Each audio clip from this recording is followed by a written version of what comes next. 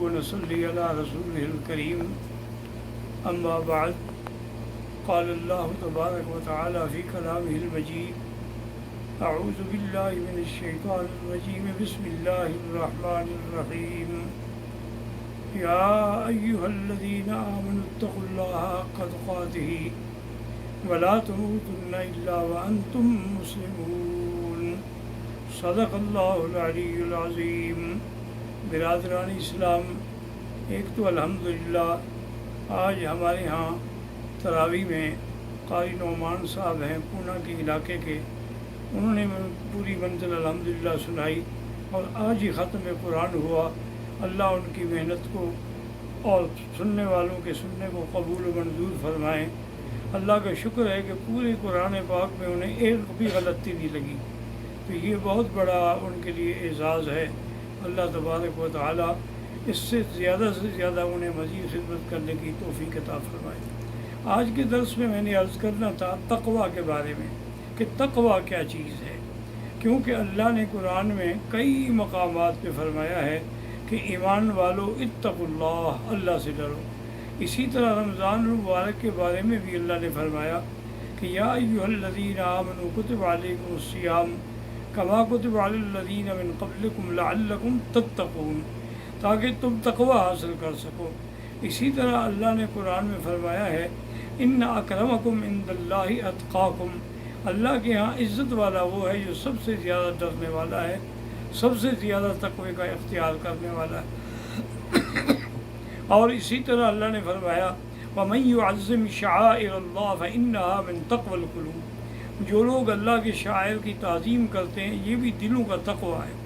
اور اسی طرح اللہ نے فرمایا مَن يَتَّقِ اللَّهَ يَجْعَل لَّهُ مَخْرَجًا، جو آدمی متقی بن جاتا ہے اللہ اس کے لیے مشکل سے نکلنے کے راستے خود پیدا فرماتے ہیں۔ وَيَرْزُقْهُ مِنْ حَيْثُ لَا يَحْتَسِبُ، اور اس کو ایسے مقام سے رزق عطا فرماتے ہیں جہاں سے اس کو کبھی گمان بھی نہیں ہوتا۔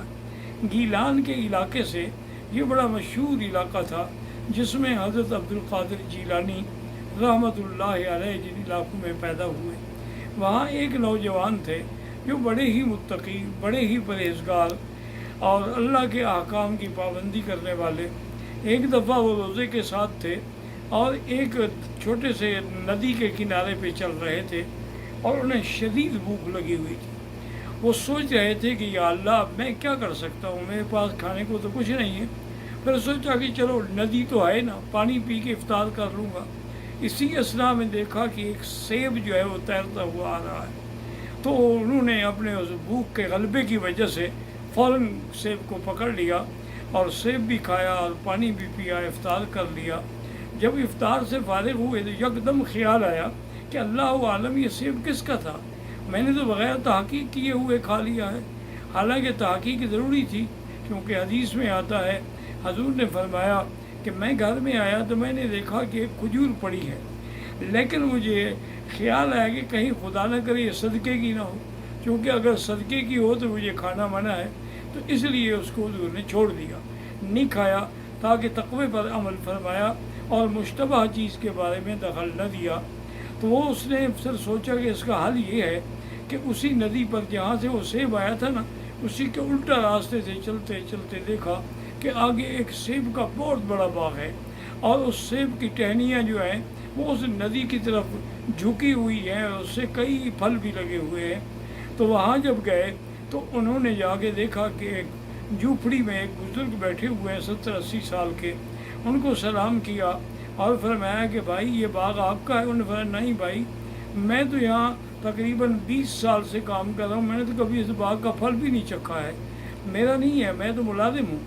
انہوں نے کہا مالک کون ہے؟ انہوں نے کہا مالک فلاں جگہ آپ کو ملیں گے۔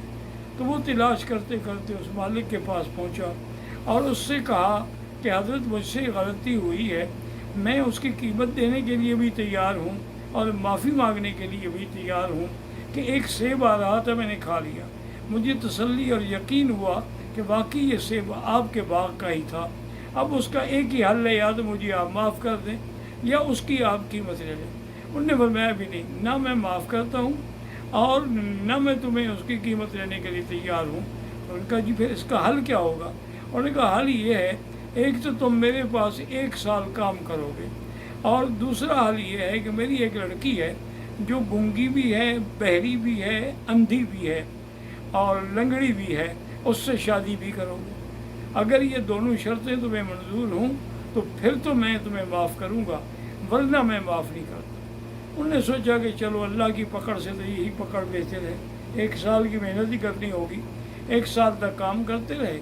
1 سال کے بعد انہوں نے شادی کر دی، شریعت کے مطابق نکاح کر دیا، اور نکاح کرنے کے بعد اس کو لے کے آیا، فرمایا کہ بھئی یہ جو مکان ہے نا، یہ میں نے اسی لڑکی کے نام پر رکھا ہوا تھا، اب یہ اس کا ہے، اور اسی میں وہ تمہاری ہونے والی دلہن جو ہے وہ کمرے میں موجود ہے، اب آپ اس مکان میں جا سکتے ہیں۔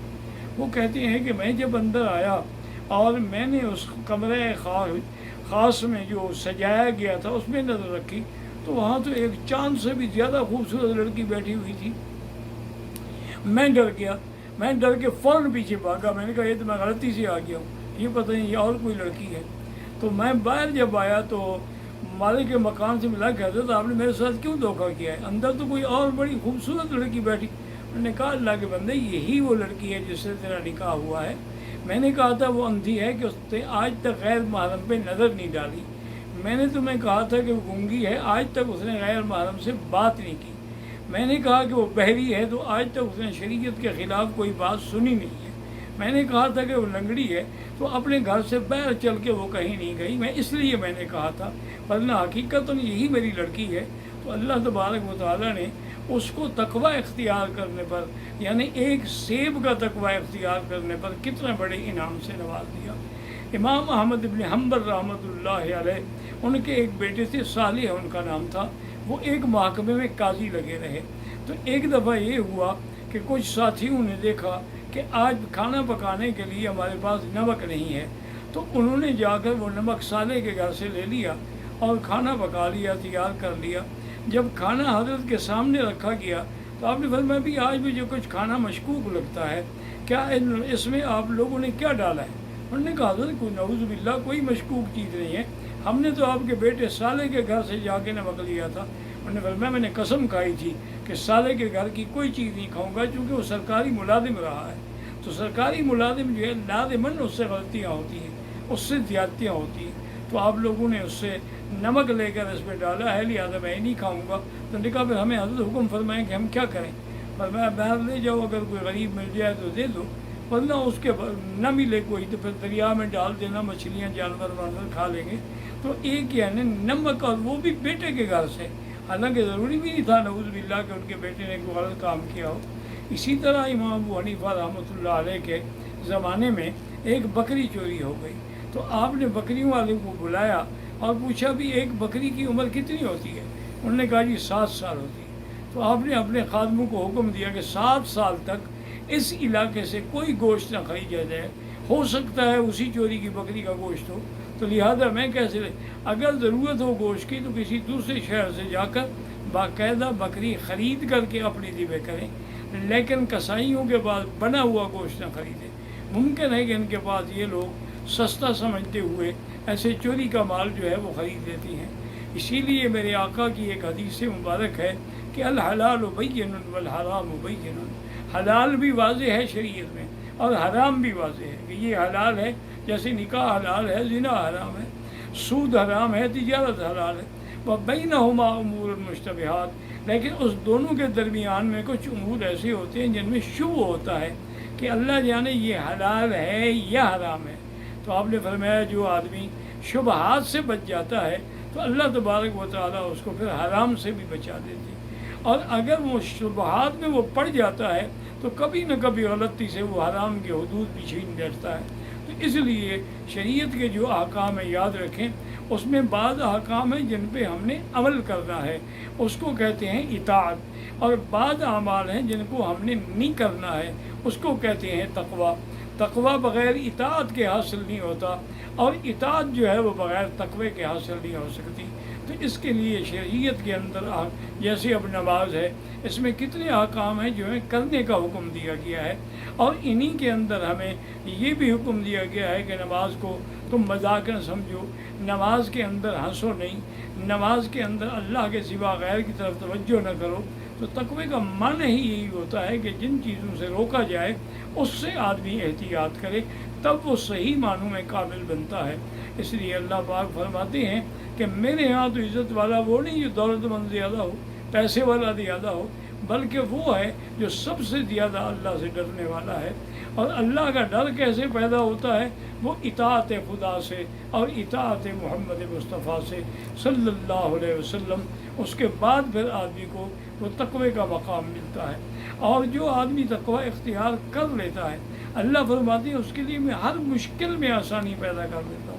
وَمَن يَتَّقِ اللَّهَ يَجْعَل لَّهُ مِنْ أَمْرِهِ يُسْرًا۔ اسی طرح دوسرے مقام پہ قرآن پاک نے فرمایا فَأَمَّا مَنْ أَعْطَى وَاتَّقَى۔ یہ سیدنا ابی بکر رضی اللہ تعالیٰ شان میں ہے کہ جس نے صدقہ بھی دیا اور اللہ سے بھی ڈرا، اس کے بعد یہ ہم اس کے لیے مشکل سے مشکل معاملات کو بھی آسان کر دیتے ہیں۔ تو تقوی ایک ایسی اہم چیز ہے، اس لیے حکم ہے کہ انسان ہر حال میں ہر وقت یہی سوچتا رہے کہ کہیں مجھ سے یہ گناہ کا کام نہ ہو جائے۔ تو جب یہ بچنا اختیار کر لے گا تو اللہ تبارک و تعالیٰ، اسی لیے بعض علماء نے لکھا ہے کہ ولی بننے کا طریقہ ہی یہی ہے کہ ان اولیاءہ الا المتقون، اللہ کے ولی وہی ہوتے ہیں جو اللہ سے ڈرنے والے ہوں۔ انہوں نے کہا کہ تم عبادت کرتے ہو لیکن ڈرتے نہیں ہو، اس کا معنی ہے کہ وہ عبادت بھی تمہاری قبول نہیں۔